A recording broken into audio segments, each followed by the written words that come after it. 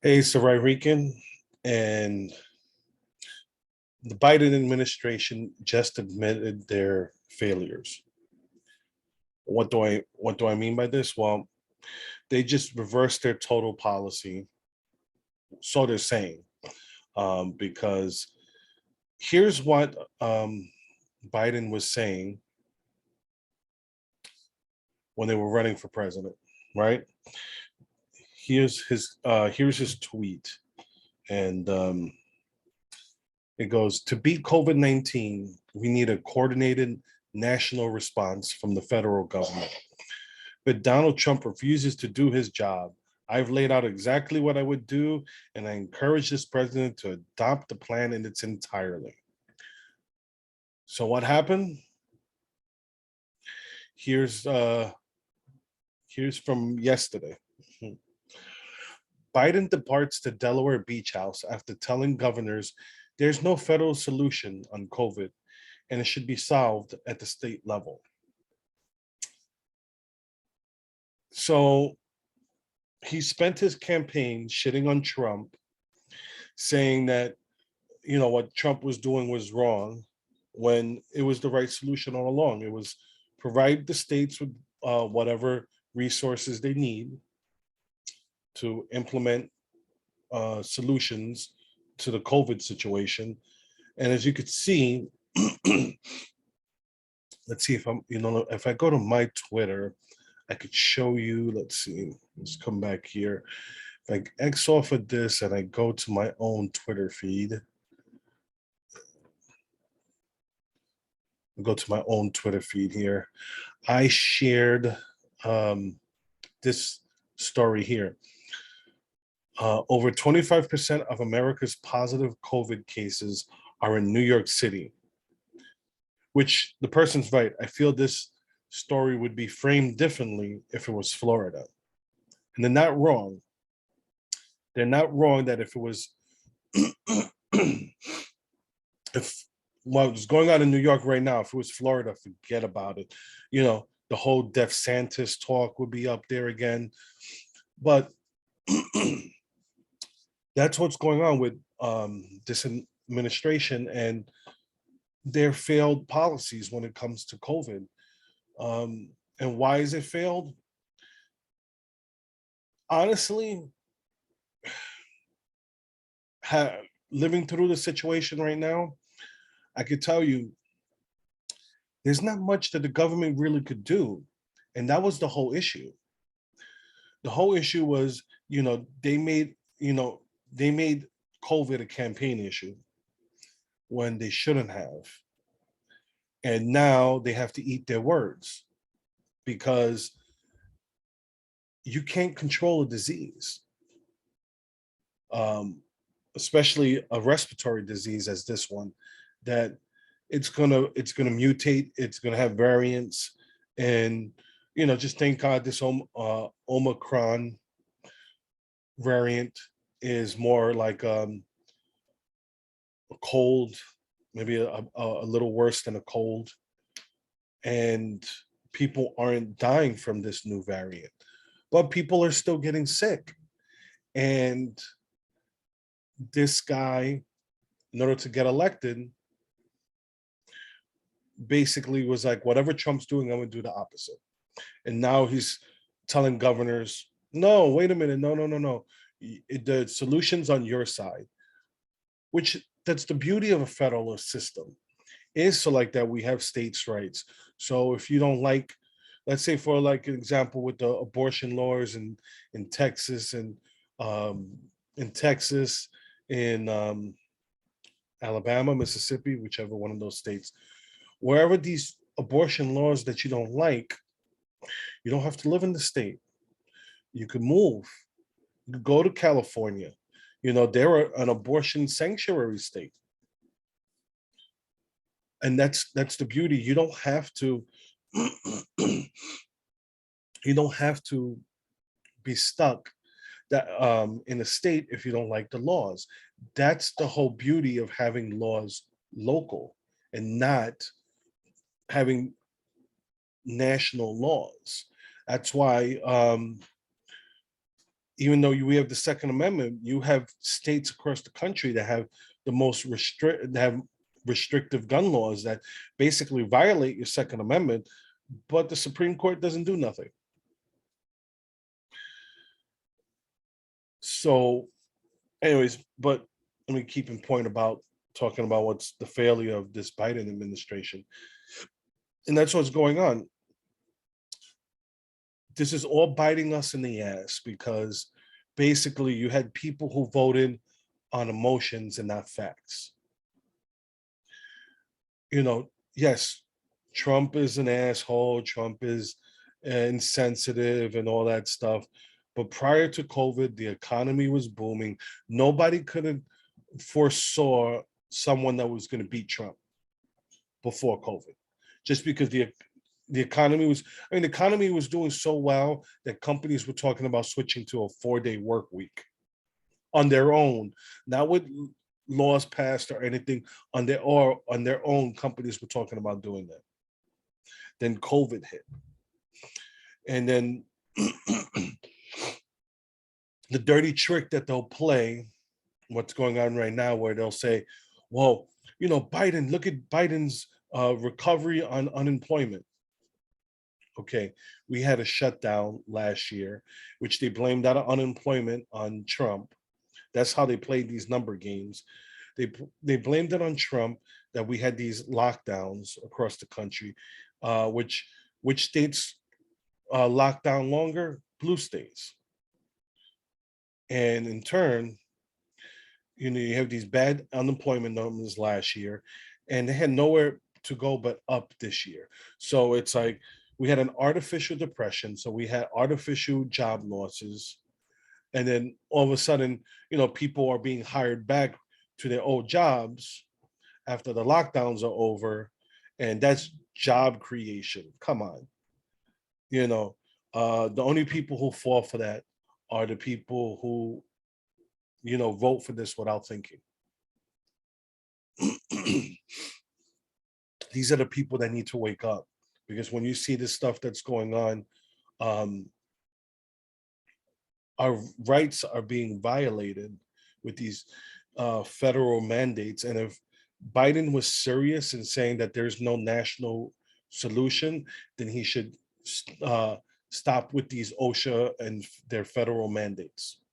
But to me, and I said this to a friend of mine, I said, this backtracking of saying that it's, state solutions is that the Democrats are terrified of the backlash they're going to get next year in the midterms. Biden doesn't want to lose the House or the Senate, and if he loses both,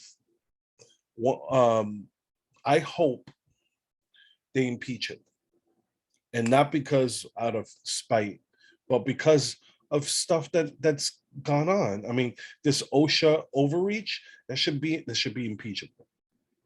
Okay. Finding out that him and his son were sharing a bank account. So while his son was getting, slush money, it was shared with Joe. Come on. This stuff needs to be investigated and needs to be impeached on it. He won't get removed from office, but if you're gonna, let's say, you're gonna impeach over a phone call, then you need to impeach over a shared bank account. His son selling political influence. Excuse me. This stuff needs to be investigated, because right now Democrats won't do it.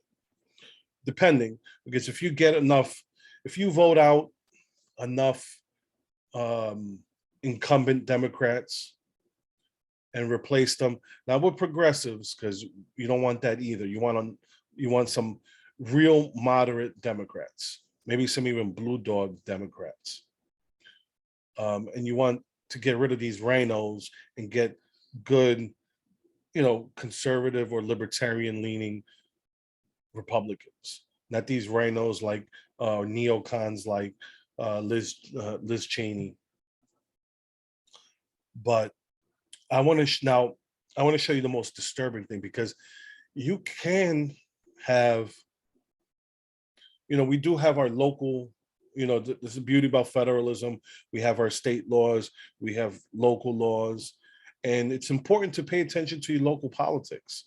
And this is why I'm going to show you what this disturbing video in New York. This is in an Applebees in New York City. Let's see. Come on. Of course, when I want to play it for you guys, right? All righty then. Let's do this. Let me just refresh the page. Sometimes that's what happens. I leave it there set up so you guys can see it, but that's what happens. Okay, let's see. There it goes. But of course, the volume. Okay, come on. There we go. And if not,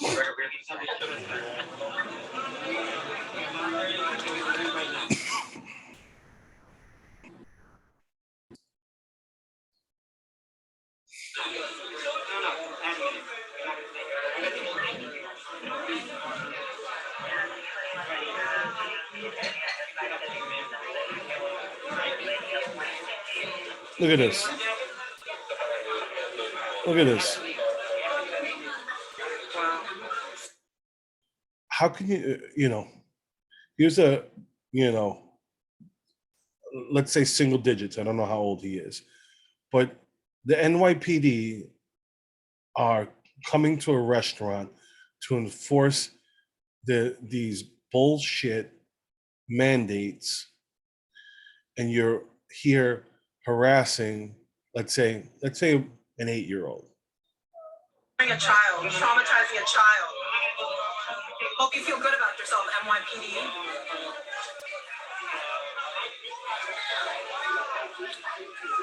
This is disgusting. This is gross. You guys failed us last night. You failed us last night.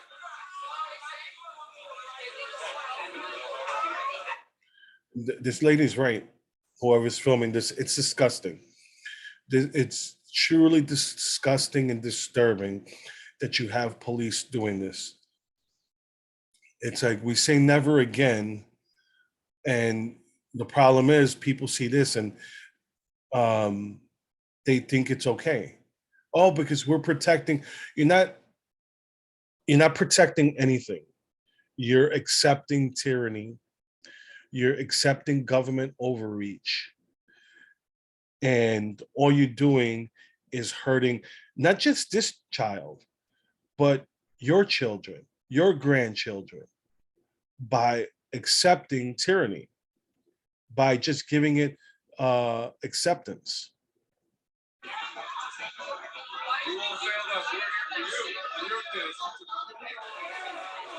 Disgraceful. You failed yourself, NYPD. You failed yourself. Is this what you signed up for? Is this what justice looks like for you? Is this what you dreamed of when you wanted to be a cop?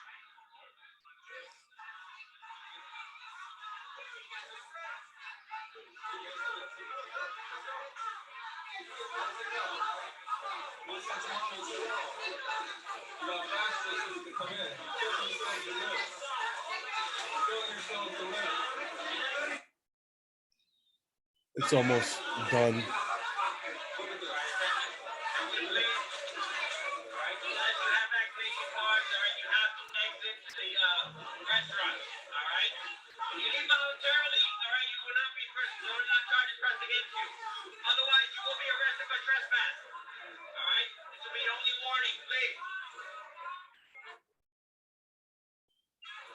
Really? Yeah, a child crying is funny, right, for you? And if that's not disturbing to you, that he's saying, if you don't show your papers, you will be arrested.